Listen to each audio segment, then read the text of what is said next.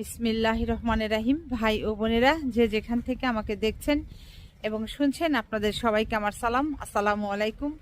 আশা করি আপনারা ভালো আছেন, আমিও ভালো আছি।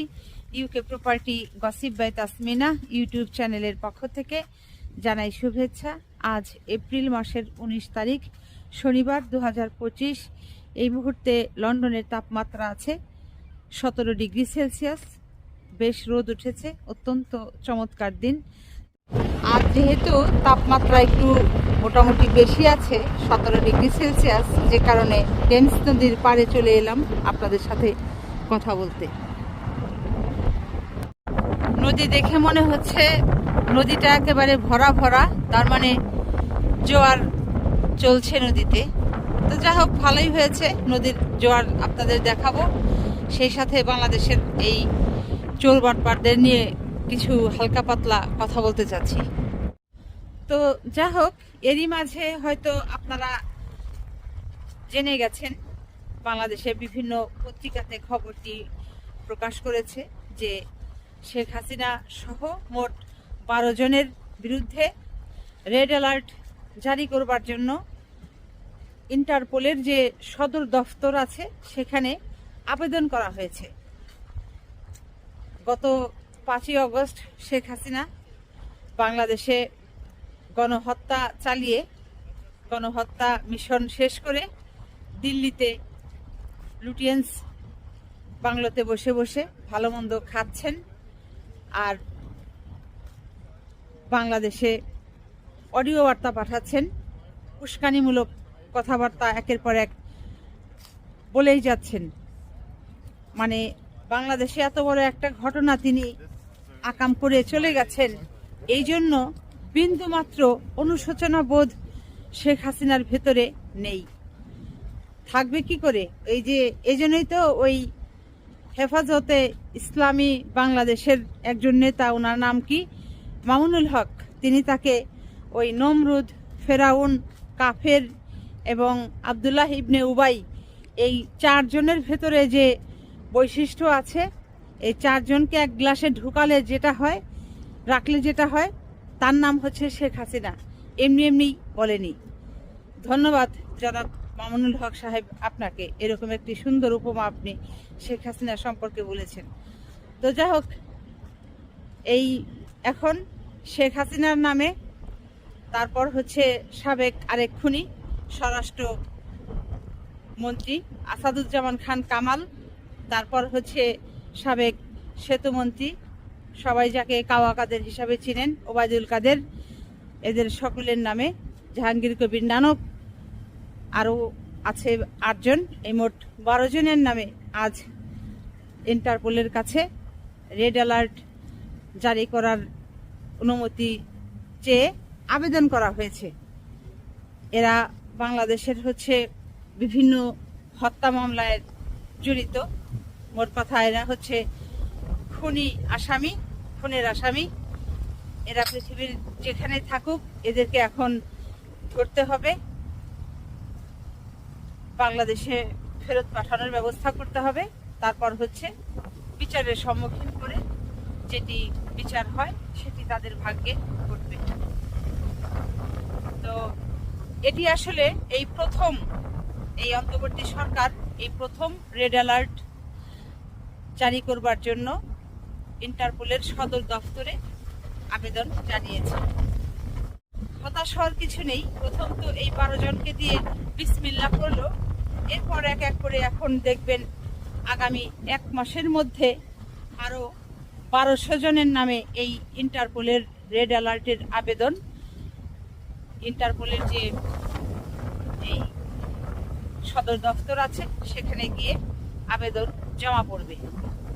এরপর সেখান থেকে যেটি হবে যে তাদের ছবি, তাদের নাম, পরিচয়, তারপর হচ্ছে তাদের অপরাধের ধরন, এগুলো সব কিছু সত্যতা যাচাই বাছাইয়ের ভিত্তিতে তারা যে দেশেই থাকুক তাদেরকে ওই ধরে বাংলাদেশে পাঠিয়ে দেবে।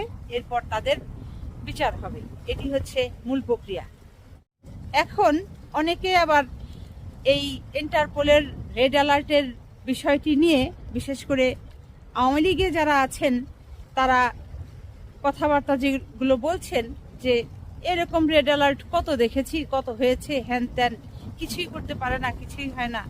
না, আপনারা আসলে যেটি বলছেন, ওই বলে না মানুষ যে বলার জন্য বলে কিংবা গায়ের জোরে বলে, আপনারা এখনো ওই ঘাট তেরামির রাস্তায় আছেন। আসলে আপনারা ওই বলার জন্যই বলছেন। আপনাদের সামনের দিন যে কত ঘন কালো অন্ধকারে ঢাকা ভরা, এটি আপনারা ভেতরে ভেতরে হারে হারে কিন্তু টের পাচ্ছেন বিধায়ী আপনারা এই যে দেশের বিভিন্ন জায়গায় লুকিয়ে ঝুঁকিয়ে আছেন। আপনারা গত ঈদ যে গেল, এই যে গত 30শে মার্চ যে একটা ঈদ গেল, আনন্দের দিন, এই ঈদের দিনে আপনারা ঘর থেকে বের হতে পারেননি। যারা দেশে আছেন তারা ভয়ে বের হননি যে আপনাদের এই হত্যার অপরাধে পুলিশ ধরে নিয়ে যাবে। এমনকি যারা এই বিদেশের বাড়িতে আছেন, ইউরোপের বিভিন্ন দেশে কিংবা এশিয়ার বিভিন্ন দেশে, আপনাদেরও এই ঘর থেকে বের হয়ে আপনারা মসজিদে গিয়ে নামাজ পড়তে পারেন নাই। আপনাদের ভেতরে ভেতরে কলিজা একেবারে খটখটা শুকিয়ে গেছে, আপনাদের কলিজার ভেতরে পানি নেই। তারপরেও আপনারা বলেন যে এরকম কত রেড অ্যালার্ট দেখেছেন। কেন এই বাংলাদেশে গত 15-16 বছরে আওয়ামী শাসনের সময় আপনারাও তো বেশ কয়েকটি মামলার আসামির বিরুদ্ধে এই ইন্টারপোলের সহায়তা নিয়েছেন। তারা রেড অ্যালার্ট জারি করেছে এবং সেই আসামিদেরকে বাংলাদেশে ধরে পাঠানো হয়েছে, তাদের বিচারের সম্মুখীন করা হয়েছে এবং তারা তাদের যে অপরাধের শাস্তি সেটি তাদেরকে মাথা পেতে নিতে হয়েছে।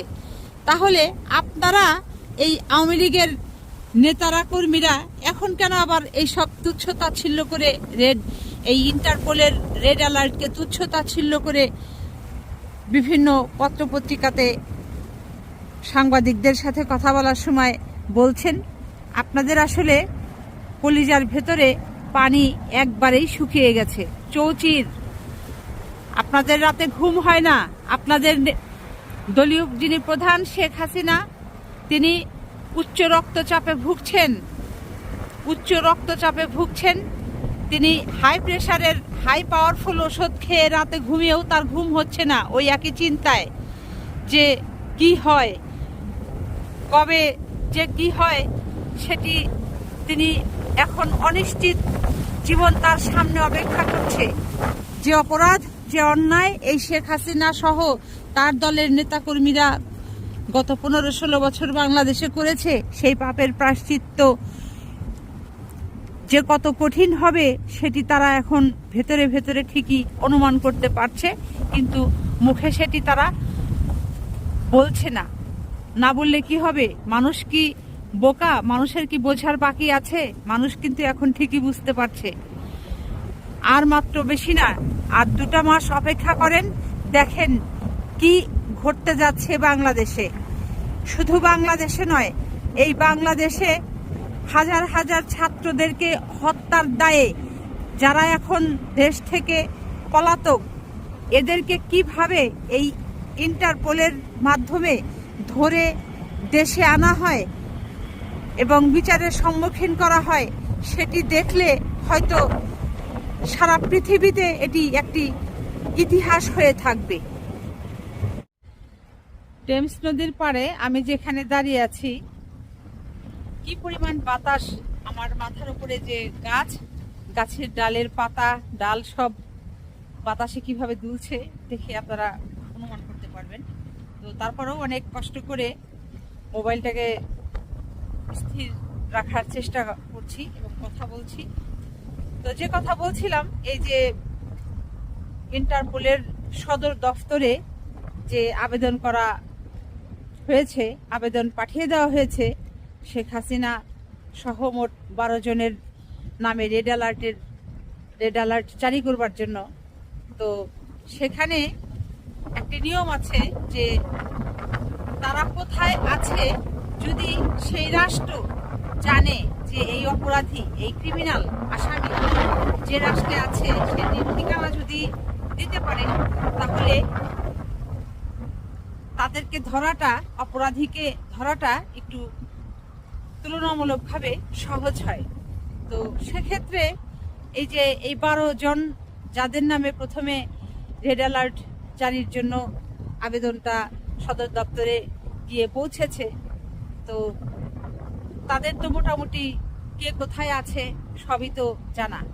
আপনারা জানেন যে শেখ হাসিনা আছে ভারতের দিল্লির লুটিয়েন্স বাংলোতে, তারপর বাংলাদেশের সাবেক সেতুমন্ত্রী ওবায়দুল কাদের তিনি আছেন কলিকাতার একটি অভিজাত এলাকা রাজারহাট এলাকার নিউ টাউন ফ্ল্যাটে তার স্ত্রী নিয়ে তিনি বসবাস করছেন।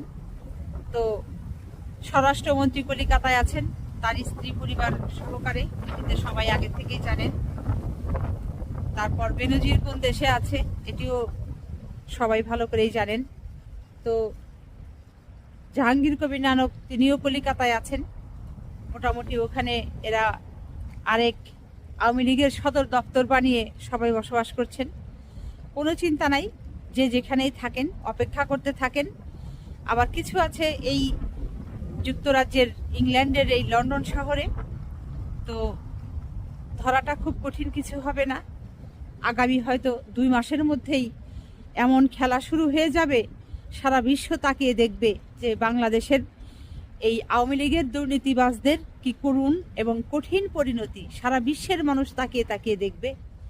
এবং আওয়ামী লীগ যারা করছেন তারা হয়তো জীবনে আর আওয়ামী লীগের নাম মুখে আনা তো দূরে থাক, ওই নাম কখনো যদি চোখেও পড়ে সেই নামের মধ্যে থুথু ছিটিয়ে দিবেন, এরকম একটা পরিস্থিতি তৈরি হচ্ছে আগামীতে।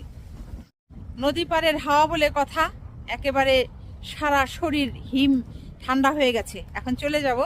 সবাই ভালো থাকবেন, সুস্থ থাকবেন এবং আমার জন্য দোয়া করবেন। আমার এই চ্যানেলটিতে লাইক, কমেন্ট, শেয়ার এবং সাবস্ক্রাইব করবেন। আসসালামু আলাইকুম, আল্লাহ হাফেজ।